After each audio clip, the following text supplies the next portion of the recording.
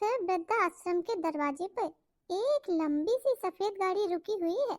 लगता है कोई अमीर बेटा आज फिर अपने बूढ़े माँ बाप को वृद्धाश्रम छोड़ने के लिए आया है। क्या फिर से एक गाड़ी किसी माता पिता को वृद्धाश्रम छोड़ने आई है?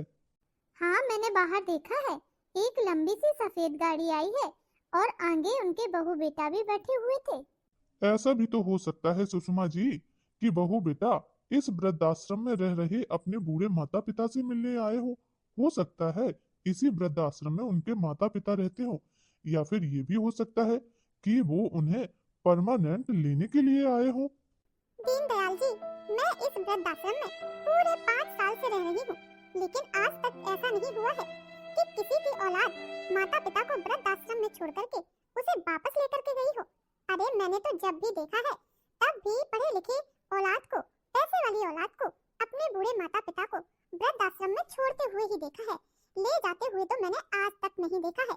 तो तुम लोग यह उम्मीद मत करो कि कोई तुम में से वृद्धाश्रम से अपने घर जाने वाला है, बल्कि सब इधर ही रहेंगे और हम लोगों की संख्या बढ़ ही जाएगी। हाँ दीनदयाल जी, सुधा जी बिल्कुल सत्य कह रही हैं। ऐसा आज तक नहीं हुआ है कि हमारे बच्चे हमें वापस लेकर गए हो, कभी नहीं। अरे मिलने भी 100 मिन्नतें करने के बाद आते हैं। वो तो एक बार हमें वृद्धाश्रम छोड़कर पलट कर देखते तक नहीं है, ले जाने की तो बात दूर है। अरे देखो देखो, उस तरफ देखो सुधा जी। क्या देखूं दीनदयाल जी? अरे देखिए ना सुधा जी, सामने देखिए, वो लंबी सी कार देखिए ना। उसमें से एक नौजवान निकला है जिसने सफेद रंग की शर्ट और नीले रंग का जींस पहन रखा है, और उस पर उसने काले रंग के जूते पहने हुए हैं। देखो ना, आंखों पर भी चश्मा लगाया हुआ है। देखने में तो बहुत अमीर लग रहा है। हाथों की घड़ी देखने से पता चलता है ये बहुत महंगी है। हाँ हाँ, दूसरी वाली सीट पर एक औरत भी बैठी हुई है जिसने स्लिप कट नीले रंग का ब्लाउज पहना हुआ है और उसके हाथों में भी एक महंगा सा पर्स है। लेकिन वो शख्स डिग्गी खोल रहा है। पता नहीं डिग्गी से क्या निकाल रहा है। हो सकता है वृद्धाश्रम में रहने वाले अपने माता पिता के लिए कुछ खाने पीने का, ओढ़ने बिछाने का सामान लेकर आया हो। नहीं सुधा जी, वृद्धाश्रम में रहने वाले हम बुजुर्ग माता पिता की किस्मत इतनी अच्छी कहाँ कि बच्चे हमारे लिए कुछ लेकर आए। आए देखो, बैग निकालने के बाद कार में बैठी युवती ने पीछे वाला गेट खोला है और उसके अंदर से भी एक वृद्ध महिला बाहर निकलकर खड़ी हुई है। हाँ, और देखिए ना, उन महिला के आंखों में आंसू स्पष्ट रूप से दिखाई दे रहे हैं। चेहरे पर उदासी छाई है और सर को झुकाए खड़ी हुई है। सुधा जी, हम बुजुर्ग लोग जब अपना घर, अपनी औलाद और नाती पोतों को छोड़कर हमारे बच्चे हमें वृद्धाश्रम में छोड़कर जाते हैं तो हम खुश क्यों होंगे? हम भी जब आए थे तो इसी तरह से दुखी थे, लेकिन धीरे धीरे हमें इस सब की आदत पड़ गई है। आज भी जब हम अपने घर को याद करते हैं कि जिस घर में हम ब्याह कर आए थे, हमारी औलाद ने हमें उसी से ही बेघर कर दिया है, तो कितना बुरा लगता है। माँ जी, अब आप इधर क्यों बैठ गई हैं? अंदर चलिए वृद्धाश्रम में, अब यहीं रहना है आपको आज से। अरे ओ सरदार जी, आप उधर खड़े खड़े क्या देख रहे हैं? जरा इधर आइए और ये माता जी का सामान अंदर ले जाइए। मेरी मैनेजर साहब से पहले ही बात हो गई थी। हमने अपनी माता जी के लिए इस वृद्धाश्रम में एक कमरा पहले से ही बुक करवा दिया था। उस कमरे में उनका सामान रखवा दीजिए। बाकी की जो भी फॉर्मेलिटी होगी हम अभी पूरा कर देंगे। एक बार फिर सोच लो अशोक बेटा, मेरा तुम्हारे बिना मन नहीं लगता है। तुम्हें पाल पोस कर बड़ा किया है, अपनी गोदी में खिलाया है, आंखों के सामने बड़ा होते देखा है। तुम्हारी तरक्की देखकर मैं खुशी से फूली नहीं समाती हूँ। अशोक बेटा, मैं तुम्हारे बिना नहीं रह पाऊंगी। एक बार फिर से सोच लो, मुझे वृद्धाश्रम मत भेजो। मैं तुम्हारे इतने बड़े घर के किसी एक कोने में बनी रहूंगी, कुछ नहीं कहूंगी, चुपचाप रह लूंगी, पर अपने से दूर मत करो बेटा, मुझे अपने से दूर मत करो। माँ जी, ये घड़ियाली आंसू बंद तो कीजिए। मेरे पास इतना समय नहीं है कि तुम्हारी फालतू की बातें सुनते रहें। चलिए अब अंदर चलिए। हाँ माँ, अंदर चलो, बाकी की फॉर्मेलिटी भी पूरी करनी है मुझे। अरे सरदार जी, उधर खड़े खड़े क्या देख रहे हो? पहले ही आवाज दे दी थी। डिग्गी में और भी सामान रखा है, लेकर आइए, कमरे में रख दीजिए। देखा दीनदयाल जी, मैंने कहा था ना कि आज फिर एक बूढ़ी माँ वृद्धाश्रम आई है। कोई भी औलाद अपने बूढ़े माता पिता को वृद्धाश्रम से वापस नहीं ले जाता है। आप सच कह रही हैं सुधा जी। हमारी औलाद ने भी तो हमें वृद्धाश्रम छोड़ दिया और फॉर्मेलिटी के नाम पर तीज त्योहार, दिवाली, दशहरा एक बार फोन कर देते हैं, उसी में ही एहसान जताते हैं। देखो ना सुषमा जी, जैसे जैसे उन महिला के कदम वृद्धाश्रम की तरफ बढ़ रहे हैं, उनके चेहरे पर घबराहट स्पष्ट रूप से दिखाई दे रही है। आंखों से आंसू बह रहे हैं। बेटे से दूर होने का गम उनकी आंखों से आंसुओं के रूप में छलक रहा है। मोनिका, तुम माँ को लेकर आओ। चलो उठो, अब गोदी में उठा कर ले जाना पड़ेगा क्या तुम्हें? बहू, तुम ही अशोक को समझाओ ना, मुझे खुद से दूर ना करे। मैं नहीं रह सकती उसके बिना। मुझे बड़ी घबराहट हो रही है। जल बिन मछली की तरह मैं तड़प रही हूँ। मैं अपने बच्चे के बिना नहीं रह सकती बहू, तुम समझाओ ना उसको। माँ जी, दूर हटिए मेरे पास से, हाथ मत लगाइए मुझे। बदबू आती है तुम्हारे शरीर से मुझे, और तुमने मेरा हाथ छू लिया। अब हाथ धुलना पड़ेगा मुझे अपना। मोनिका, तुम अभी तक इधर ही खड़ी हो, अंदर लेकर नहीं आई माँ जी को? बेटा, मुझे भी अपने साथ ले चलो ना। मुझे इस वृद्धाश्रम में नहीं रहना है। अरे कौन है मेरा इस वृद्धाश्रम में? मैं तो बच्चों के साथ ही अपना अंतिम समय बिताना चाहती हूँ। तुम दोनों विदेश चले जाओगे तो मरते समय भी तुम लोगों के चेहरे नहीं देख पाऊंगी। मैं ऐसे नहीं जीना चाहती बेटा। देखो तो सही, वो बुजुर्ग महिला अपने बहू बेटे के जाने पर एक बच्चे की तरह छटपटा रही है। कभी अपने बेटे का हाथ पकड़ती है तो कभी उसकी शर्ट पकड़ती है, लेकिन बहू बेटा दोनों ही झुंझला रहे हैं। उन्हें तो इतनी जल्दी है, ऐसे लग रहा है कि वो बस अपनी माता जी से पीछा छुड़ाना चाहते हो। माँ, अब ये रोना धोना बंद कीजिए। तुम कोई छोटी बच्ची नहीं हो। कुछ ही घंटे बाद मेरी फ्लाइट है। तुम इस रोने धोने के चक्कर में मुझे लेट करा दोगी। जल्दी से अंदर जाओ। और वृद्धाश्रम के मैनेजर को सारी बातें मैंने समझा दी हैं। और अंदर जो बैग गए हैं, उन सारे बैगों में तुम्हारा सामान रखा हुआ है। सब कुछ बांध दिया है। वृद्धाश्रम का एक कमरा भी तुम्हें दिलवा दिया है। 2 बैग में तुम्हारे पहनने ओढ़ने के कपड़े हैं और एक बैग में खाने पीने का सामान और दवाइयां रख दी हैं। देखो तो सही, कितना कुछ कर रहे हैं हम इनके लिए, फिर भी आंसू बहाए जा रही हैं। बहू बेटे की तरक्की तो इन्हें पसंद ही नहीं है। अरे क्या हुआ भाई साहब, सब ठीक तो है? कुछ प्रॉब्लम है क्या? मैं इस वृद्धाश्रम का मैनेजर हूँ। अगर कुछ समस्या है तो मुझे बताइए। अरे अरे मैनेजर साहब नमस्कार। मैं आपको ही ढूंढ रहा था। My name is Ashok, she is my wife Monika, और ये मेरी माताजी हैं।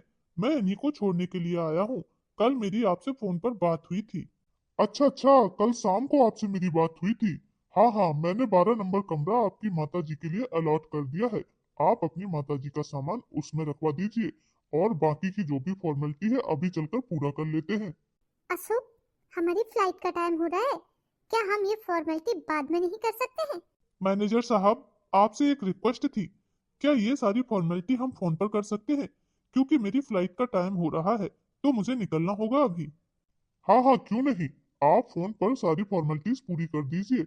बाकी के फॉर्म वॉर्म वगैरह तो आपने फिल कर ही दिए थे। ठीक है मैनेजर साहब, धन्यवाद। Let's go Monika, we are very late. Yes darling. बेटा, मुझे छोड़कर मत जाओ। मेरा तुम्हारे बिना मन नहीं लगेगा मेरे लाल। क्या माँ जी, अब मेरे पति का हाथ भी छोड़ो। कब से उनका हाथ पकड़े हुए हो? अरे कल ही मैंने इस शर्ट को बढ़िया से धुल के प्रेस करवाई थी, और तब से पकड़ पकड़ के तोड़ मड़ोड़ के पूरी प्रेस खराब कर दी है तुमने। बेटा, तुम्हारे पिता के जाने के बाद ही तुम ही मेरे इकलौते सहारे थे, और तुम भी मुझे छोड़कर 7 समंदर पार जा रहे हो। मत जाओ बेटा, मत जाओ।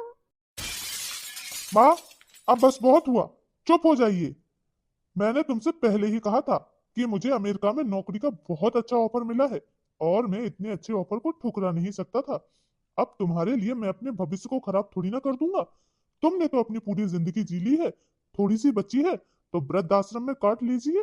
तुम्हारा तो अब कुछ नहीं बिगड़ेगा, लेकिन हमारे सामने तो पूरी जिंदगी पड़ी है। अगर हमें आगे बढ़ने का मौका मिल रहा है तो हम क्यों ना बढ़े। तुम्हारी वजह से मैं इतने अच्छे ऑफर को नहीं ठुकरा सकता हूँ। हर किसी को विदेश जाने का मौका नहीं मिलता है। मुझे इतना अच्छा मौका मिला है तो मैं जरूर जाऊंगा। चलो मोनिका। बेटा बेटा मत जाओ, बेटा मुझे छोड़कर मत जाओ। माता जी, आप बिल्कुल भी दुखी मत होइए। आप इधर अकेली नहीं हैं। अरे आप जैसे बहुत सारे बुजुर्ग इधर रहते हैं और हम हैं ना आपकी देखभाल करने के लिए। चिंता मत करिए आप। कैसे चिंता ना करूं मैनेजर साहब, जो मेरा अपना था, जिसके लिए मैंने सब कुछ दांव पर लगा दिया था, वही मुझे बुढ़ापे पर अकेला छोड़कर चला गया। मेरे बहू बेटे ने मेरे साथ अच्छा नहीं किया और माता जी, आप रोइए मत। चलिए वृद्धाश्रम के अंदर चलिए। सुधा काकी, सुषमा काकी, इनसे मिलिए। ये हैं कौशल्या जी, हमारे वृद्धाश्रम की नई मेंबर है। हाँ, मैंने देखा कि किस तरह से बहू बेटे इनको छोड़कर चले गए और बेचारी कितनी दुखी है। काकी, आप इनसे बात करिए और समझाइए। तब तक मैं माता जी का सामान उनके कमरे में सेट करवाता हूँ। देखो बहन, उदास मत हो। अब हम ही एक दूसरे का परिवार है। एक दूसरे के साथ अब हमें रहना है, तो क्यों ना मिलजुल कर और हंसकर रहे। अब भगवान ने हमें जैसा बुढ़ापा दिया है वही मंजूर करके हमें काटना ही है। चाहे रोकर काटे, चाहे हंसकर काटे, तो क्यों ना हम अच्छे से अपना बुढ़ापा काटे। रोने से कुछ वापस नहीं मिल जाएगा। हाँ बहन, सुषमा जी बिल्कुल सही कह रही हैं। मनोहर जी, अब हम लोग योगा क्लास के लिए चलते हैं। हमारी योगा क्लास का समय हो गया है। हाँ हाँ चलिए। देखो कौशल्या, आज तुम्हें इस वृद्धा आश्रम में आए हुए पूरे 6 महीने हो गए हैं। तुम्हें कितना बदलाव आ गया है। हाँ हाँ, सुधा बहन सही कह रही हो। जब कौशल्या बहन इस वृद्धाश्रम में आई थी तो 2 महीने तो उनके अपने कमरे में रोते रोते ही निकल गए थे। कैसे हम सबने इन्हें चुप कराया था और अपने साथ तब घुल मिल पाई हैं ये। हाँ सही कह रही हो बहन, बेटे की याद बहुत दिनों तक आती रही। खाना पीना भी अच्छा नहीं लगता था, लेकिन धीरे धीरे इस सब की आदत पड़ गई है अब तो मुझे। सुधा काकी, सुषमा काकी, ये देखो, हमारे वृद्धा आश्रम में एक नई माताजी फिर आई हैं। एक और मेंबर बढ़ गया है। अब ये भी हमारे साथ रहेंगी। लो, आज एक और औलाद अपनी बूढ़ी माँ को वृद्धाश्रम छोड़ गया। ये बुजुर्ग महिला मुझे कुछ जानी पहचानी सी क्यों लग रही है। ऐसा क्यों लग रहा है कि मैंने इन्हें कहीं देखा है। मैं इन्हें जानती हूँ। बहन जी, आपने अपने चेहरे पर रूमाल क्यों लगाया हुआ है? जरा इस रूमाल को तो हटाइए। मुझे ऐसा क्यों लग रहा है कि मैंने आपको कहीं देखा है। मैनेजर साहब, मुझे मेरा कमरा बता दीजिए। किस कमरे में रहना है मुझे? ठीक है माता जी, आइए, मैं आपको आपके कमरे तक ले चलता हूँ। अरे, मेरा रूमाल रूमाल गिर गया। समधन जी, आप? कौशल्या जी, आप इधर क्या कर रही हो? आप तो मेरी बेटी के साथ और दामाद के साथ अमेरिका गई थी, फिर इधर वृद्धाश्रम में क्या कर रही हो? कौशल्या जी, क्या आप इन्हें जानती हैं? क्या आपकी ये कोई रिश्तेदार है? हाँ, ये मेरी बहू की माता जी हैं। क्या ये आपकी बहू की माँ है? हाय रे किस्मत, तू भी क्या क्या रंग दिखाती है। अरे, जिसकी बेटी ने अपनी सास को वृद्धाश्रम भेजा, उसकी माँ को भी वृद्धाश्रम भेज दिया। समदन जी, आप चुप क्यों हैं? कुछ कहती क्यों नहीं? कुछ बताती क्यों नहीं? आप तो मेरी बेटी दामाद के साथ अमेरिका गई थी, आपका टिकट भी हो गया था, फिर आप इधर वृद्धाश्रम में कैसे? समदन जी, आपकी बेटी ने आपसे झूठ बोला है। उसने मेरे कोई टिकट नहीं करवाए थे। वो तो दोनों अपने अपने टिकट कराकर चले गए। मैंने उन दोनों से कितनी विनती की थी कि मुझे भी अपने साथ ले चलो, तुम्हारे बिना मेरा मन नहीं लगेगा, और उन दोनों के अलावा मेरा इस दुनिया में है ही कौन। कहा था घर के एक कोने में पड़ी रहूंगी, सारे काम करती रहूंगी, लेकिन मेरे अंतिम समय पर अपने से दूर मत करो। मैं परायों के बीच इस दुनिया से नहीं जाना चाहती, अपनों के बीच रहना चाहती हूँ। फिर भी मेरे बेटे बहू मुझे इधर छोड़कर चले गए। क्या मेरी बेटी ने मुझसे इतना बड़ा झूठ बोला? समदन जी, अब ये सब छोड़िए। ये बताइए कि आप इधर इस वृद्धाश्रम में क्या कर रही हैं? अब क्या बताऊं समदन जी, बाहर ही मेरी फूटी किस्मत। जिसकी बेटी अपनी सास को वृद्धाश्रम छोड़ गई, उसकी माँ को भी भगवान ने सजा दी है इस वृद्धाश्रम में रहने की। मेरे बेटे बहू भी आज मुझे इस वृद्धाश्रम में छोड़कर चले गए हैं। समदन जी, मेरे बेटे बहू तो विदेश गए हैं और वो मुझे नहीं ले जाना चाहते थे अपने साथ, पर आपके बेटा बहू तो इसी शहर में रहते हैं। फिर इन्हें क्या प्रॉब्लम हो गई थी आपको रखने में? फिर वो क्यों छोड़ गए? वो तो विदेश भी नहीं गए, इसी शहर में रहते हैं और आपका तो अपना खुद का इतना बड़ा मकान है। अब क्या बताऊं समधन जी, बहू बेटे के ऊपर बोझ बन गई थी। बहू मुझे फूटी आंख भी पसंद नहीं करती थी, रोज रोज किसी न किसी बात पर झगड़ा करती थी। इसीलिए बेटा मुझे छोड़ गया वृद्धाश्रम कि आपकी वजह से घर में कलह होता है। हम आपको घर पर नहीं रख सकते, वृद्धाश्रम में जाकर रहिए। मेरे तो दोनों ही बच्चे नालायक निकले। एक ने अपनी सास को वृद्धाश्रम छोड़ दिया और दूसरा अपनी माँ को वृद्धाश्रम छोड़ गया। समदन जी, मैं तो शर्म के मारे जमीन में गड़ी जा रही हूँ। कोई बात नहीं समदन जी, आपको शर्मिंदा होने की जरूरत नहीं है। मैं आपकी मनोदशा को भली भांति समझ सकती हूँ। अरे सुषमा, तुम इधर अकेली बैठी बैठी आलू प्याज छील रही हो, हमसे भी बोल देती। अरे मैं तो आलू प्याज ही छील रही थी। वो मैनेजर साहब से बात करो, वो कुछ परेशान से लग रहे हैं मुझे। क्या हुआ मैनेजर साहब, कोई समस्या है क्या? हाँ, हमारा खाना बनाने वाला जो कुक था वो कुछ दिनों की छुट्टी लेकर गांव चला गया है दिवाली पर। अब समस्या ये है, इतने दिनों तक इतने बड़े वृद्धाश्रम के लिए खाना कौन बनाएगा? और दिवाली पर तो तरह तरह के पकवान बनते हैं हमारे वृद्धाश्रम में, तो और इतने जल्दी कहीं से हमें कुक मिलेगा भी नहीं। मैं इसी टेंशन में हूँ कि कैसे अरेंजमेंट करूँ। मैनेजर साहब, आप चिंता मत करिए, इतने सारे लोगों का खाना तो मैं अकेले ही बना लूंगी। बस मुझे मदद की जरूरत है, सब लोग सहयोग कर देना मेरा।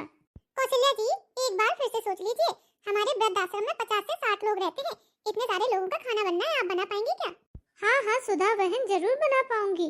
गांव में जब मैं थी और मेरा संयुक्त परिवार था तो 15 से 20 लोगों का खाना तो आराम से बनता था, और इतने सारे लोगों का खाना तो मैं बना ही लूंगी। 30 त्योहार पर इतने ही लोगों का खाना बनाती थी, पूरा परिवार इकट्ठा होता था, सब रिश्तेदार इकट्ठे होते थे। तो ये सब तो मेरे लिए किया हुआ काम है, बस इसमें आप सब लोग मेरा सहयोग कर देना। हाँ हाँ मैनेजर साहब, मेरी समधन बिल्कुल सही कह रही है, मैं इनको अच्छे से जानती हूँ, और हाँ, इनके काम में मैं भी हाथ बटाऊंगी। कौशल्या जी, आपका बहुत बहुत धन्यवाद।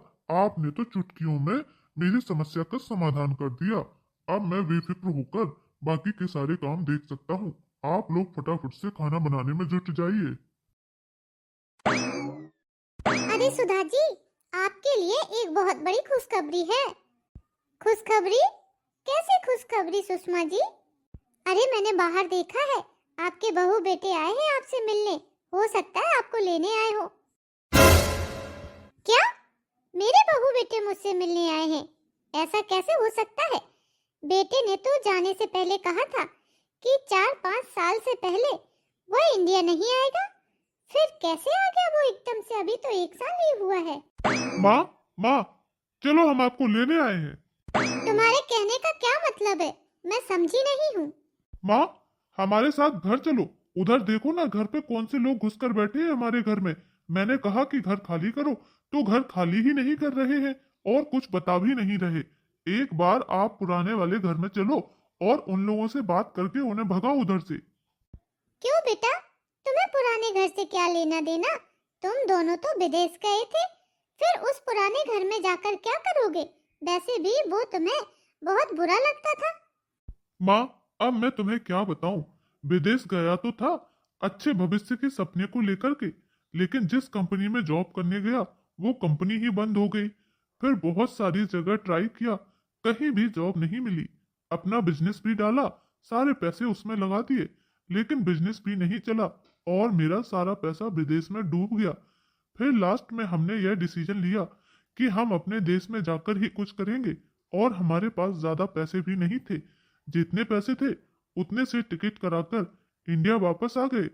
अभी हमारे पास कुछ भी पैसा नहीं है, इतना भी नहीं है कि हम किसी बड़े शहर में जाकर अपना एक अच्छा सा घर लेकर रह सकें। इसीलिए हमें आपके पुराने घर की जरूरत है। और माँ, आप भी चलिए हमारे साथ। क्यों बेटा? अब इस घर में मुझे तुम अपने साथ क्यों रखना चाहते हो, जबकि विदेश तो लेकर नहीं गए? तुम्हारे आगे हाथ पैर जोड़े थे मैंने, फिर भी नहीं ले गए। वो माँ देखो ना, मोनिका माँ बनने वाली है, और जब एक छोटा सा नन्हा मुन्ना बच्चा घर में आएगा तो आप उसके साथ आराम से खेलना, उसे भी दादी का लाड़ प्यार मिलेगा। और मोनिका को भी आपके सपोर्ट की बहुत ज्यादा जरूरत है। हाँ माँ जी, ये बिल्कुल सही कह रहे हैं। आप चलिए ना घर। हाँ बेटा, तो ये कहिए, तुम्हें अपनी माँ की जरूरत नहीं, अपने होने वाले बच्चे के लिए एक आया की जरूरत है, इसीलिए आ गए हो मुझे लेने के लिए। लेकिन अब मैं वो पुरानी वाली नहीं हूँ, बदल गई हूँ। मैं तुम लोगों के साथ कतई नहीं जाऊंगी। और तुम्हें इस वृद्धाश्रम में किसने अंदर आने दिया? निकल जाओ इधर से। अब मैं तुम दोनों की शकल भी नहीं देखना चाहती। पर माँ, एक बार हमारे साथ घर तो चलिए। घर में वो लोग कब्जा जमाए बैठे हैं, हट ही नहीं रहे हैं। वो इसलिए नहीं हट रहे हैं क्योंकि मैंने अपना घर उन लोगों को बेच दिया है। वो उस घर के मालिक हैं, तो क्यों हटेंगे? क्या माँ, आपने उस घर को बेच दिया है? क्यों बेच दिया? एक बार बेचने से पहले मुझसे पूछ तो लेती। क्यों? इसमें पूछने वाली क्या बात थी? घर मेरे नाम था, मुझे जरूरत थी, मैंने बेच दिया। और 1 साल में तुमने मुझे एक बार भी पलटकर फोन किया है जो मैं तुम्हें बताती? माँ जी, ऐसी भी क्या जरूरत आन पड़ी थी जो आपने घर बेच दिया? वो क्या है ना बहू, कि शहर में क्या हर जगह तुम्हारे जैसे नालायक बेटे बहू बढ़ते जा रहे हैं ना, और वृद्धाश्रम में कमरों की संख्या कम होती जा रही है क्योंकि वो भी बढ़ते जा रहे हैं। तो अपने घर को बेचकर मैंने इसे वृद्धाश्रम में 4 कमरे और बनवाए हैं तुम्हारे जैसे नालायक बेटों के माता पिता के लिए, जिससे वो इधर आकर सुकून से रह सकें, अपना बुढ़ापा गुजार सकें। अब निकल जाओ इधर से, मैं तुम लोगों की शकल भी नहीं देखना चाहती। चलो सुषमा जी। हमारे जाने के बाद बुढ़िया में कुछ ज्यादा ही अकड़ आ गई है। माँ, आप इधर कैसे? आप क्या कर रही हो इधर? अरे मोनिका, तुम इधर क्या कर रही हो? और ये सवाल तुम मुझसे क्यों पूछ रही हो? जिस तरह से तुमने अपनी सास को वृद्धाश्रम में छोड़ा है, उसी तरह से मेरे बेटे बहू ने भी मुझे वृद्धाश्रम में छोड़ दिया। अरे मुझे तो शर्म आती है तुम जैसी औलादों पर, कि मेरी ऐसी औलादें निकली। इससे अच्छा था कि मैं बे औलाद रहती। माँ, भाई की इतनी हिम्मत जो आपको वृद्धाश्रम में छोड़कर गए। मैं भी भाई भाभी को फोन लगाती हूँ। वाह बेटा, अपनी सास को छोड़कर गई तब कुछ नहीं, और किस मुँह से तू अपने भाई को फोन लगाएगी? तूने भी तो अपनी सास के साथ वही किया है जो तेरे भाई ने मेरे साथ किया है। माँ, आप कैसी बातें कर रही हो माँ? घर चलो, हम आपको अपने घर ले जाएंगे। हाँ माँ, हम आपको इधर वृद्धाश्रम में नहीं रहने देंगे, आप हमारे साथ चलो। कौन से घर? कैसे घर? अरे हमारे पास तो इधर घर है, और हमने इधर अपने लिए कमरे भी बनवा लिए हैं, और बाकी लोगों को भी रख सकते हैं। तुम दोनों तो बेघर हो, कहाँ रखोगे हमें? अब निकल जाओ चुपचाप से, कि मैं तुम्हारे मुंह पर 4 थप्पड़ लगाऊं उससे पहले। मैं तुम दोनों की शकल भी नहीं देखना चाहती हूँ। चलो निकल जाओ इस वृद्धाश्रम से। चलो समधन जी, हम इधर इन लोगों में अपना टाइम बर्बाद नहीं कर सकते हैं। हमारा समय बहुत कीमती है। आज हमें यहाँ के शहर के जिला अधिकारी ने बुलाया हुआ है। बहुत बड़ा फंक्शन है जिसमें वृद्धाश्रम के सभी लोग गए हैं, और हम सबको भी बुलाया है। चलो उधर ही चलना है, देर मत करो। हाँ हाँ बहन, जल्दी चलो। चलो समधन जी। हेलो दोस्तों, आपको हमारी कहानी कैसी लगी? अगर पसंद आई हो तो कमेंट करके जरूर बताइएगा, और प्लीज चैनल को लाइक एंड सब्सक्राइब जरूर कर देना। धन्यवाद।